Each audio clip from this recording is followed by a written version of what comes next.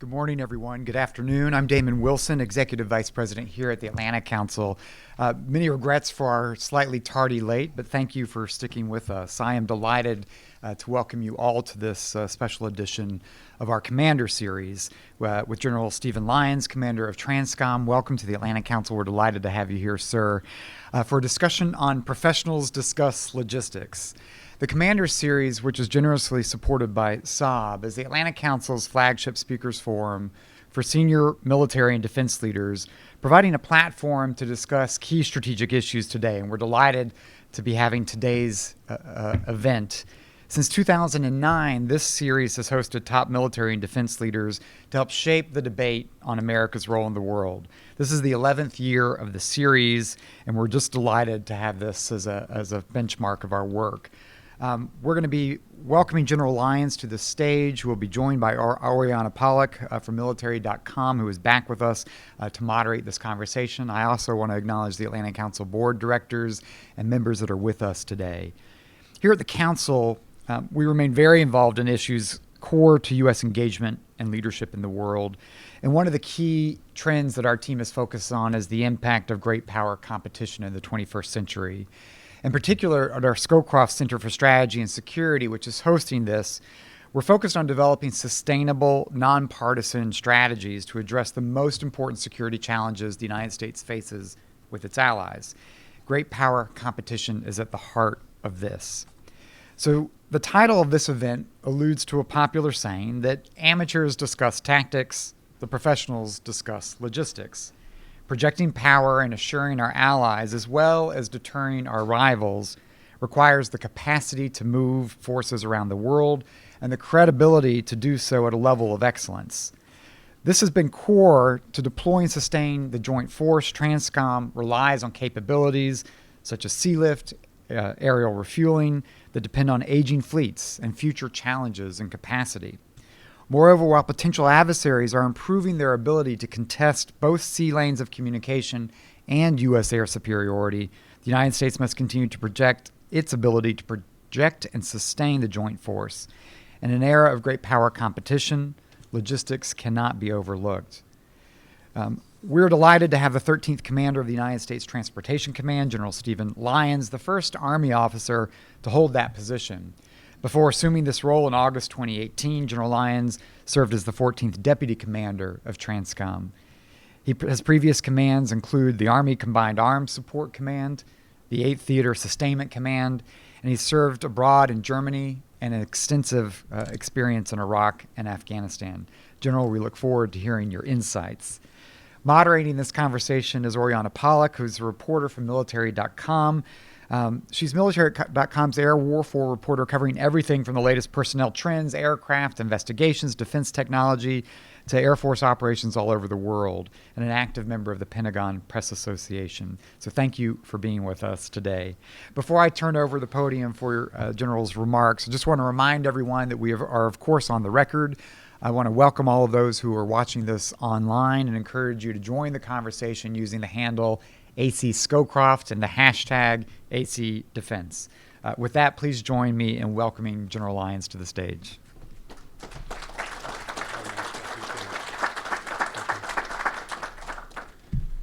Well, let me first sincerely apologize for my tardiness. It's pretty embarrassing when the TRANSCOM commander can't get here on time. I understand that. But I did learn a long time ago that I never argue with aviation safety experts. And we had a little bit of weather come through. And you know, it's a small town airport in mid-America, and the one guy that you need to de-ice the wings is late this morning, and so even the 4-star doesn't get out on time. So my apologies. But I'm happy to be here with you, and I really appreciate the Atlantic Council, and I appreciate the leadership of the Atlantic Council and what you represent and what you do as thought leaders, protecting our national security and advancing our national security interests. What I thought I'd do today, and I understand I'm really compressed on time, so I'm gonna try to yield back as much as I can to you and your questions. I've got about 5 or 6 slides. I'll kind of frame the discussion, if you would, but then I'll go really wherever you'd like me to go. So let me start just by framing where I think power projection and the role of USTRANSCOM fits with the national security strategy as described a couple minutes ago. And I always start just as a reminder that when a national defense strategy was published, you almost hear Secretary Mattis's voice behind it. And it reminds us that the number one mission of the department is to build a credible combat force to deter our adversaries, advance our national interests, but if necessary, if deterrence fails, to respond rapidly and decisively to win. And with 85% of the force structure in the continental United States, that's a key role for United States Transportation Command to project the joint force at our time and place of choosing. It also reintroduces really great power competition, calls out 5 particular problem sets, highlights the eroding international norms and long-standing international-based rules, and calls out specifically the need to be able to project and sustain the joint force under all-domain persistent attack. Now, that's a significant difference in the way we've approached things previously. So it has implications for what I would say the joint deployment and distribution enterprise. So if you go to the next slide, please. And I use this slide frequently to remind people the purpose of the joint logistics enterprise. But I'm always reminded whenever I put this up here is, Admiral Ernest King in World War II, when he said, I don't know what the hell this logistics stuff is that Marshall's asking for, but I know I'd like some of it. And when you're in a situation where you may face, great power competition, but you may face great power conflict, it changes the way in which you have to approach our role to project and sustain a joint force. So the character of logistics changes quite rapidly, as you can see across the top, from Stone Ages to gunpowder to initial mechanization and then the air-land sea battle to an environment today where we can project a bomber task force from the continental United States, go around the world, drop ordnance, and come all the way back to the continental United States without ever landing on a sovereign territory. That's a fundamental shift, and it's a fundamental shift in the way that we organize logistics, and it's a fundamental shift in the way that we have to integrate logistics into all other warfighting systems. And just as the character of war changes, the character of logistics changes with it, but the nature of logistics to project and sustain the joint force is enduring indefinitely. But you can see some of today's challenges that fundamentally shift the way we think about our ability to project power in terms of the level of increasing complexity, the diplomatic alignment that's required, and the increasing demands from a joint force that becomes higher and higher in technology. So the next slide, please, and I'll brush through these really quick. What I typically leave audiences with at this level is 3 key points, and I think you'd appreciate these given your line of interest. So our ability to project power, I think you would agree, is a strategic comparative advantage for the United States of America. There's no other nation in the world that can project forces and the level of lethality on the global scale that the United States of America can. And I think you might agree that as the security environment changes, our near-peer adversaries also understand a strategic comparative advantage. And we would expect our near-peer adversaries, as they think about our ability to project power, to look at ways in which they may be able to degrade or deny our ability to project power well before the first shot is fired. And then the third thing I typically leave audiences with is an understanding that there are linkages in this global mobility enterprise to commercial industry, both in terms of capacity, in terms of global trade routes, and other aspects of the commercial industry of which there's a level of reliance. That level of reliance is a strength. I believe it'll continue to be a strength, but it can at times also be a vulnerability if we don't understand how to use it, when to use it, and how to employ it. Next slide, please. Now, we're organized much like any other combatant command with an Army component, an Air Force component, and a maritime component. But I typically don't talk about the organizational structure in that kind of a construct. I think if you really want to understand joint power projection from a Department of Defense perspective, you look at these 3 elements, and I call them our warfighting framework. The first is an appreciation for our global posture. That global posture starts here in the homeland, in the domestic in all our power projection platforms, the highways for national defense, the railways for national defense that link to seaports and then allow us, and airports to allow us to project power overseas. And then in a very expansive network of allies and partners and like-minded partners that facilitate very important access, basing, and overflight that extend our logistics network to make us a strategic power, a global power, a superpower that we are today. And then in the middle, you would appreciate the conveyances that we use, and alluded to earlier: sea lift, airlift, aerial refuel, aerial evacuation, those kinds of functional activities that are required to actually move the physics of the force, whether that be an immediate force moving by air, or whether that be a decisive force closing by surface. And the key to this is a global combatant command, to be able to shift to global requirements, to be able to manage scarcity to the Secretary's strategic priorities, is a command and control network at echelon that allows us to shift to priorities at the time and place of need. And that together creates a global mobility enterprise that is renowned around the world to be able to project power. Next slide, please. So I mentioned to you briefly, you would expect, as an adversary looks at the strengths of the United States Department of Defense, they think about our strong network of allies and partners, they think about our ability to conduct globally integrated command and control operations, and they think about our ability, right, to project power on a global scale, among many other things, to include our great young leaders at echelon. But there you see a framework at which we look at our adversaries to assess how they look at the enterprise, whether it's in competition, whether it's in crisis, or whether it's in conflict. And that just gives you a sense for the range of activities that range from today all the way through potentially what would range in conflict. And I'll go to the next slide because I want to wrap it up to get to questions.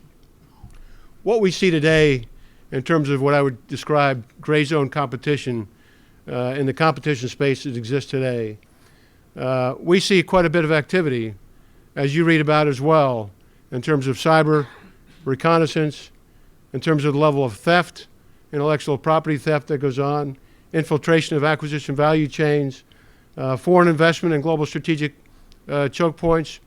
I typically have a map I don't have with me today, but if you were to look at the Chinese investments on a global scale in every continent in the world, and you were to look at that investments relative to ports, you would see they also understand the value of that network, particularly as it relates to transportation and the ability to influence operations.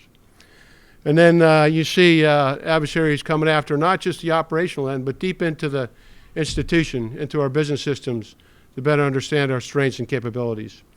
And of course, you're well aware of the technology increases that lend to aerial denial and anti-access challenges. So today, we see adversaries at the high end looking at this enterprise, and we see adversaries that would very much like to be in a position to degrade or deny our ability to project power. And we spent a lot of time thinking about that. Let's go to the next slide, please. So I think that was my last slide, so I'll just stop it at that point because I want to wrap it up to leave the questions. But I have to say that for me, and I tell the Secretary this very frequently, you know, I have an enormous amount of authorities to operate on a global scale. The number of assigned forces in the global mobility enterprise are almost exclusively assigned to TRANSCOM. It gives us a great level of flexibility as a global integrator to respond to the department's needs on a global scale. And concepts like dynamic force employment, to be strategically predictable but operationally unpredictable, are activities that occur every single day in the TRANSCOM enterprise. And matter of fact, some would probably not have a full appreciation, even adversaries not have a full appreciation of how much activity exists in this mobility enterprise every day that allows us to kind of operate at scale, you know, until you start to spike. But anyway, I'm pleased to be here with you today, and I'll pause there and we'll stop, and we'll go to questions. And I thank you again for your patience, and I apologize for running a little behind schedule.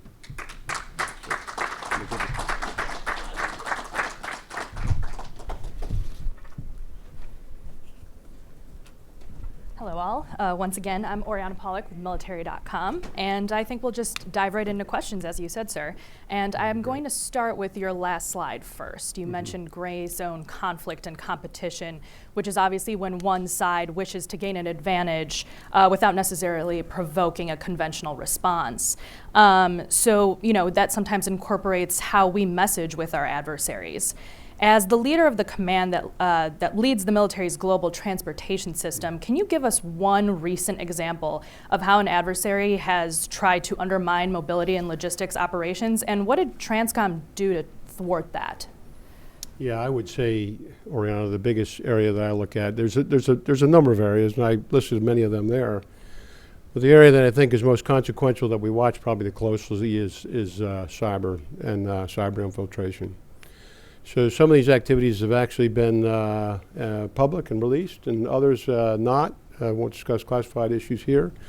But we watch very, very closely where adversaries are coming and really whether our adversary understands this enterprise in a way that could be consequential. And of course, what we're doing about that is we're buying down that risk in a number of ways. And there's no one way to do that. It ranges everything from enhanced cyber defense, which we've improved, to cyber hygiene, to investments in an IT architecture, cloud-based IT architecture, to a number of other activities to include our relationships with our interagency partners, improve relationships and information sharing with our commercial partners. There's a range of activities that are ongoing now to really to remediate that risk, to ensure that not whether, but when that would occur, that we would retain sufficient resiliency to continue to operate for the Secretary. Does that call for reinforcements to your command and control? And can you give a few examples there? Well, our relationship with Paul Nagasoni at Cybercom is very, very strong. As a matter of fact, he's piloting a trusted transaction initiative with TRANSCOM. And there's a range of activities that we work on together. So we operate in what I would call a defensive space. Our linkage with him, he would have to create the active defensive measures to create conditions for us to be able to continue to operate, depending on what an adversary was attempting to do. And so our relationship is very strong in that regard. I'm going to, as the air warfare reporter, I'm going to start with an air component first. Sure. With some of the linkages that you mentioned earlier, you leverage an abundance of contracts with agencies and companies to do your job, and that includes auxiliary, Civil Reserve Air Fleet and things like that. And that's really about providing additional access. But the commercial transportation industry has really changed dynamically over the last few years. And as carriers and providers, either consolidate or go out of business, what is TRANSCOM watching out for in this space as this industry changes? Yeah, it's a great question. So I would characterize the the airline industry, for example, is growing and pretty strong, and we see a lot of growth. But we also see very good subscription to the Civil Reserve Aviation Fleet, and so the aviation carriers are committed to that program. We use them commercial augmentation on a regular basis, and then we retain the ability to surge that capability under those, under that emergency preparedness program.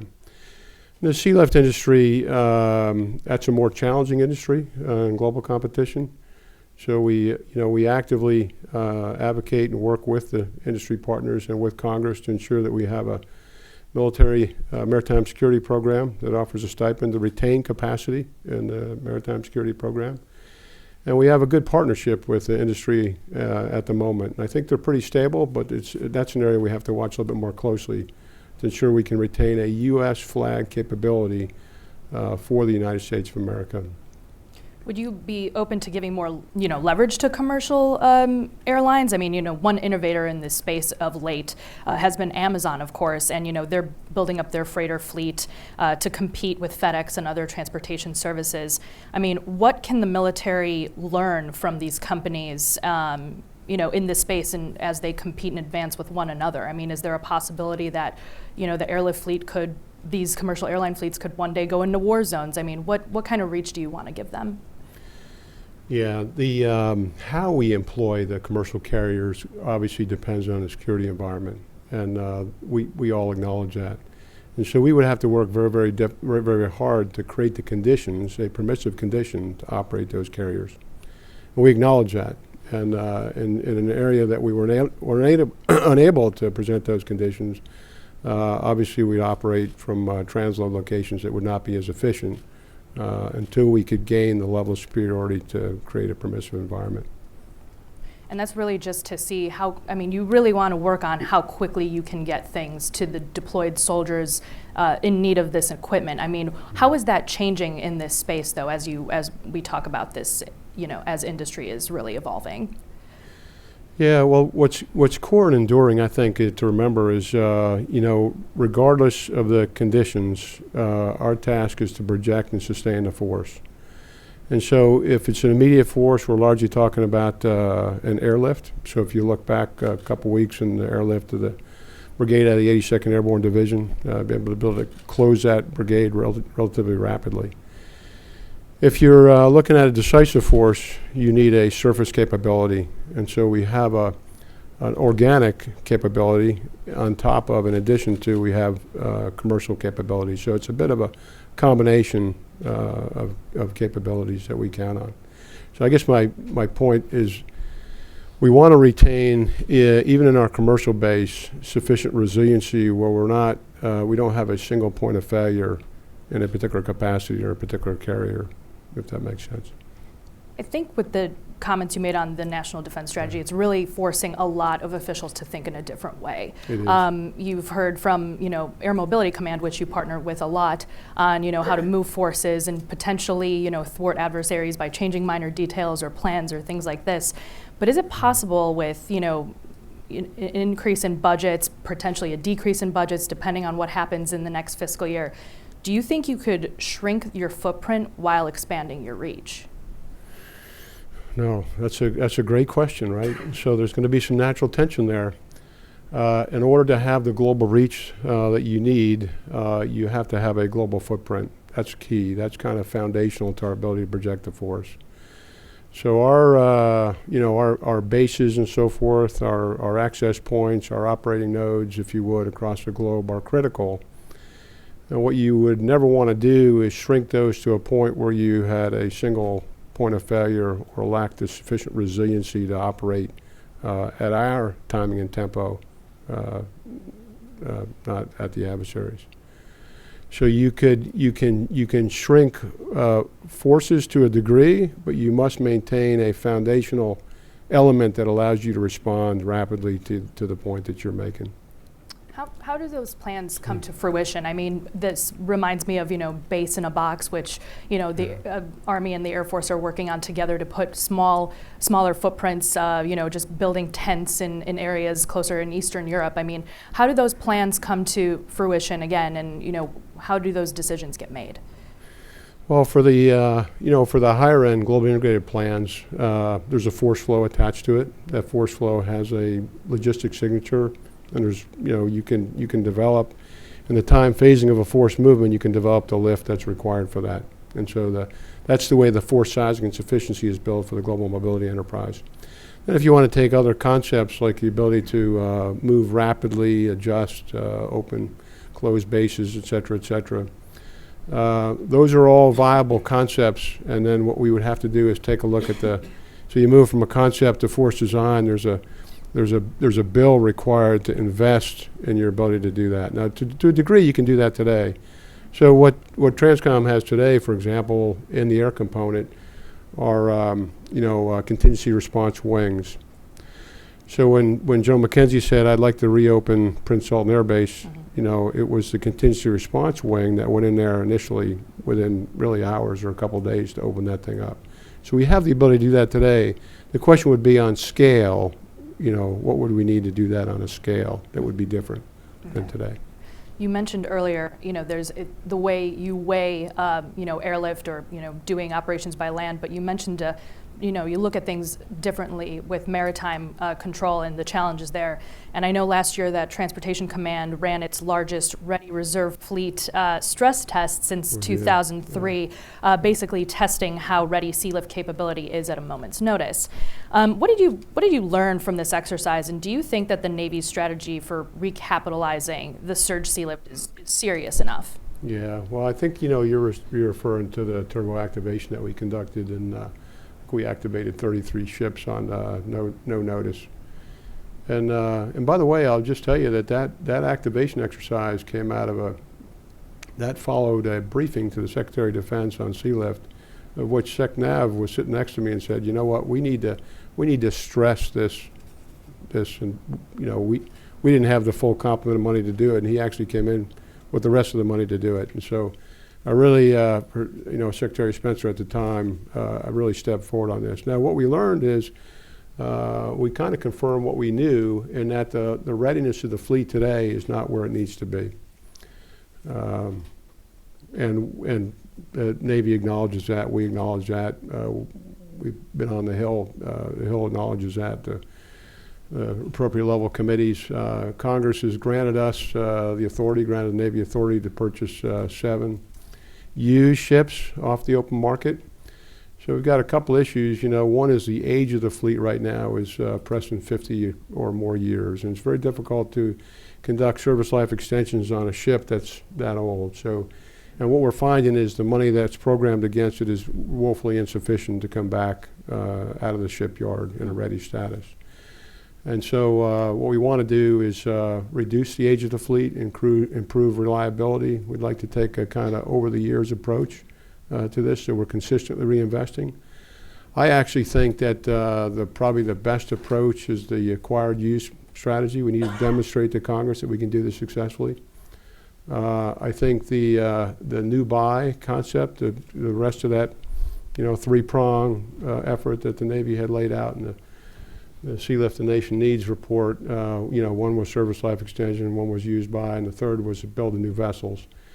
I think the Navy's going to be hard pressed to afford a $850 million new vessel that's going to sit in reduced operating status, given their other bills.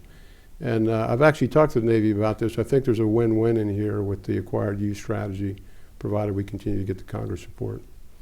With so many of these components under your hat, and then the fiscal 2021 budget being put together right now, I mean, as you get called to the Hill potentially in the next couple weeks or months, I mean, what is the one thing that you will be advocating for that Congress really needs to understand from a TRANSCOM perspective?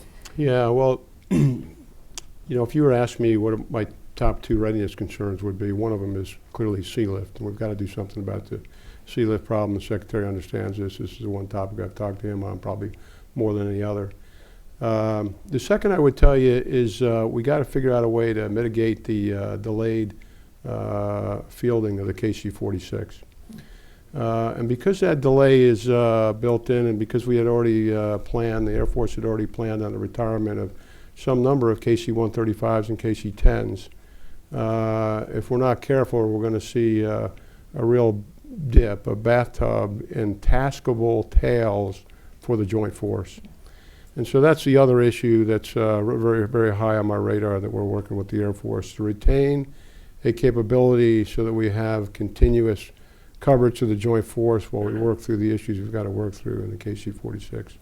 The Pentagon has weighed on the tanker side, potentially doing a tanker leasing program, which works with defense industry to, fill that gap as KC-46 comes online, or any other tanker in the future. What are your thoughts on potentially utilizing that auxiliary capability from defense industry? Yeah, I think it's worth a look. I mean, I think there's a lot of capability that gets used, whether it's supporting CONUS training or other activities, and I think there's opportunities to reduce the tension or stress on that particular force element. So across TRANSCOM, the area refueling force element is the most stressed, and probably the one that's pushing the red line or exceeding the red line, and the Secretary's deploy to dwell or mob to dwell targets. So that's an area I think it's worth taking a look, and we are taking a look at that actually, but I haven't seen the business case on that yet. What are some immediate pros and cons that come to mind with using something that tanker leasing? Well, one of the immediate pros obviously is to take the pressure off the force. There will be limits on how you can employ, just like we talked about with the Civil Reserve Air Fleet. You certainly wouldn't be able to employ that capability in a contested environment or combat environment. But nonetheless, if you had a bit of a hybrid and you had an outlet, much like we do on airlift, it could take a little bit of pressure off the force. Before I go to my last question, we will take audience questions very soon. if you were to, scale this from 1 to 10, would you say that the military lift capacity for the entire military is adequately sized for great power competition? Well, it's it's a great question. It's not a yes or no question, as you know, because it depends on the force element. So I would say in the airlift category, I would say our sizing is accurate in a great power competition against our analysis for global integrated base plans, assuming that we have access to capacity and reserve component and commercial capacity. In the area refueling area, we're behind. That's the importance of the KC-46 and also the ability to retain some number of legacy tails. And then in other areas, we're actually in reasonable, I think we're at, moderate risk is what I would say. So whether that be patient evacuation or I think all of our CONUS-based readiness and preparedness programs, highways, railways, seaports, those kinds of things are in pretty good shape with the exception of one outlier. But so, and we've got a very methodical analytic approach to this where we kind of dissect the requirements against a high-end conflict scenario, and then we work back through what are those readiness implications and what are the force sizing shortfalls. Got it. Thank you. My questions have concluded, but I am going to start taking some from audience members. I'll go to Travis Tritton in the front row here. Is there a microphone? Yep, no, there's one right there.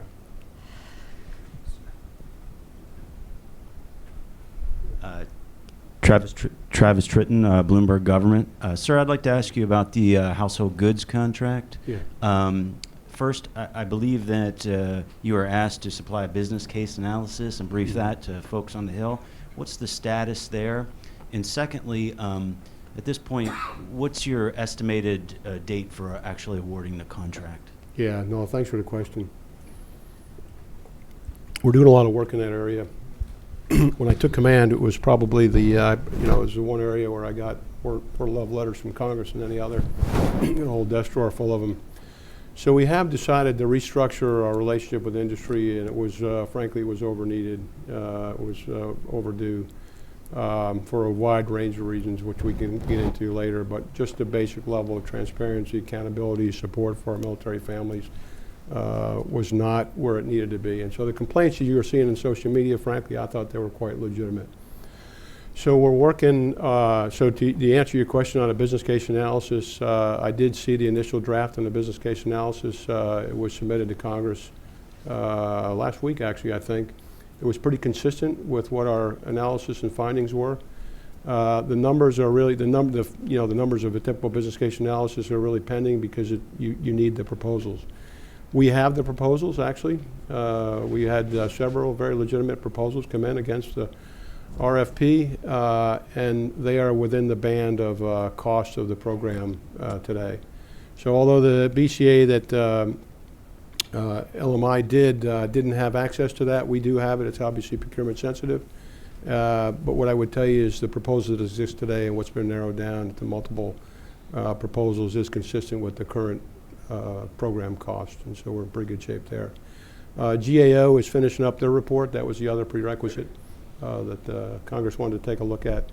Obviously, we've seen drafts of that. They're pretty consistent with their recommendations on what we need to improve the performance for military family members. So what we really want to do here is we need to gain accountability of industry.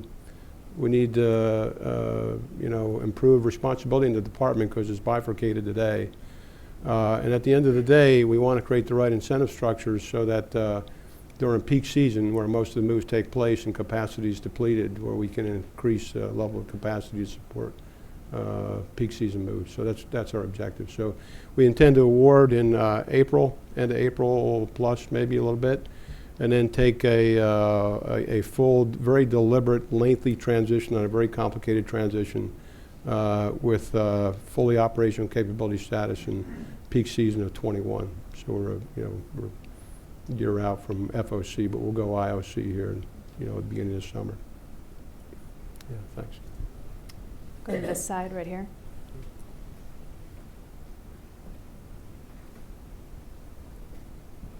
Hi, Christopher Woody from Business Insider.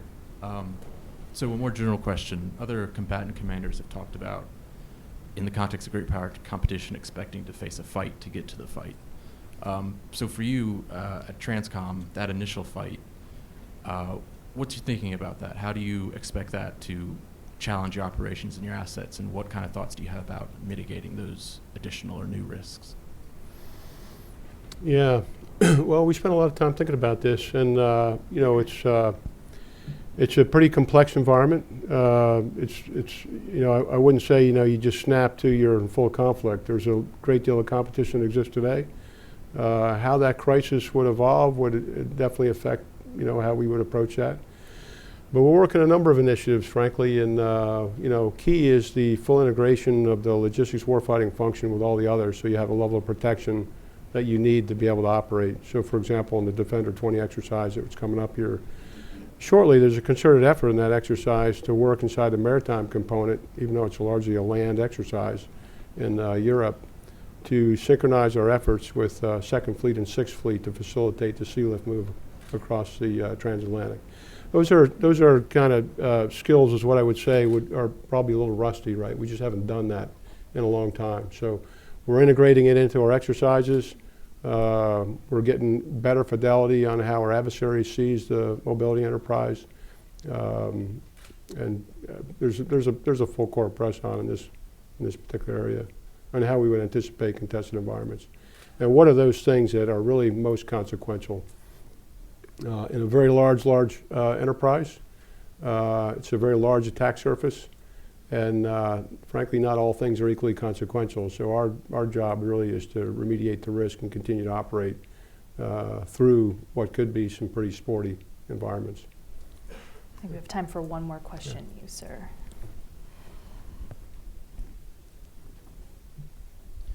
Thank you.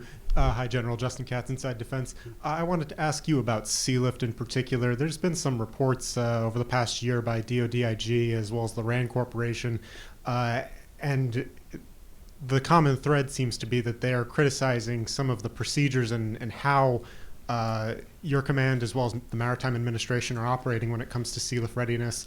You're going to be on the Hill in a few weeks asking for more money for newer ships, so I'm guessing if you could respond to some of these criticisms about how you're managing your current fleet. Yeah, well, I'm actually not going to ask for more money for new ships. I think you know, again, back to the strategy, I frankly agree that the readiness of the fleet is not where it needs to be to support the movement of decisive force. This is an area that's not new. We've been working this with the Hill. I think what Congress has given us is at least a bridge, right, on the acquired used acquisitions that allows us to buy 7. So our intent is that, you know, by the end of this year or in beginning of next FY, we're buying the first 2, and then we're going to follow it with, you know, 2 or 3 more. What I'd like to see is more money to accelerate the used buy move ahead.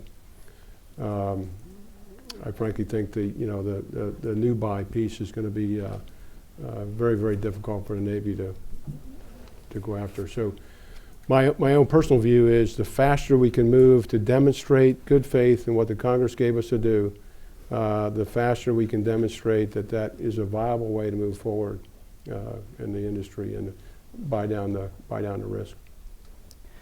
Well, thank you, General, for joining us here today, and thank you, everyone, for tuning in. If you could all just please stay seated as the General moves on to his next event. Okay. Thank you all Well, very thank much. you all very much. I appreciate it. Yeah.